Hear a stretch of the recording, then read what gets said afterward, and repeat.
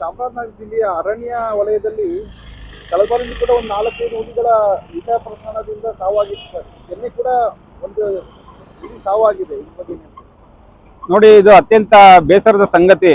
4-5 ತಿಂಗಳಿಂದ ಒಂದು ಹೆಣ್ಣು ಹುಲಿ 4 ಮರಿ ಹುಲಿಗಳನ್ನ ವಿಷ ಹಾಕಿ ಸಾಯಿಸಿದ್ರು.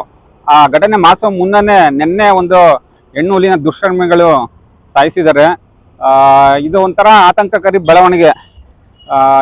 ಏನಿದು ಸರ್ಕಾರ ಏನು ಮಾಡ್ತೈತೆ?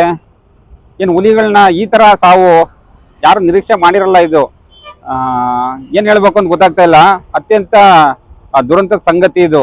ನಾನು ರಾಜ್ಯ ಸರ್ಕಾರಕ್ಕೆ ಮನವಿ ಮಾಡ್ಕೊತೀನಿ, ಏನು ಈಗಿರ್ತಕ್ಕಂಥ ಕಾನೂನನ್ನ ತಾವು ನಿಜವಾಗ್ಲೂ ತಿದ್ದುಪಡಿ ಮಾಡಲೇಬೇಕು.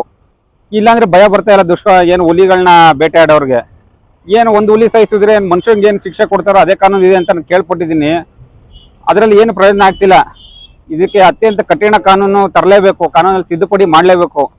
ಏನು ಅವ್ರಿಗೆ ಗಲ್ಲು ಶಿಕ್ಷೆ ವಿಧಿಸ್ತಕ್ಕಂಥ ಕಾನೂನು ತರಬೇಕು. ನಾನು ಸನ್ಮಾನ್ಯ ಈಶ್ವರ್ ಖಂಡ್ರೆ ಅವ್ರಿಗೆ ಮನವಿ ಮಾಡ್ತಾ ಇದ್ದೀನಿ, ನೀವು ಸದನದಲ್ಲಿ ಅಥವಾ ಸಚಿವ ಸಂಪುಟ ಸಭೆಯಲ್ಲಿ ಇದನ್ನ ಚರ್ಚೆ ಮಾಡಿ ಮುಖ್ಯಮಂತ್ರಿಗಳ ಗಮನಕ್ಕೆ ತನ್ನಿ. ಇಲ್ಲಾಂದ್ರೆ ನಮ್ಮ ಮುಂದಿನ ಪೀಳಿಗೆಗೆ ಹುಲಿಗಳು ಇದು ಅಂತ ನಾವು ಫೋಟೋದಲ್ಲಿ ತೋರಿಸ್ಬೇಕಾಗುತ್ತೆ ಮುಂದಿನ ಯುವಕರುಗಳಿಗೆ, ಮಕ್ಕಳುಗಳಿಗೆ. ಆದ್ರಿಂದ ನಾವು ಕನ್ನಡ ಕ್ರಾಂತಿದಳ ವತಿಯಿಂದ ಈ ಘಟನೆ ಸಂಪೂರ್ಣ ಖಂಡಿಸ್ತಾ ಇದ್ದೀವಿ.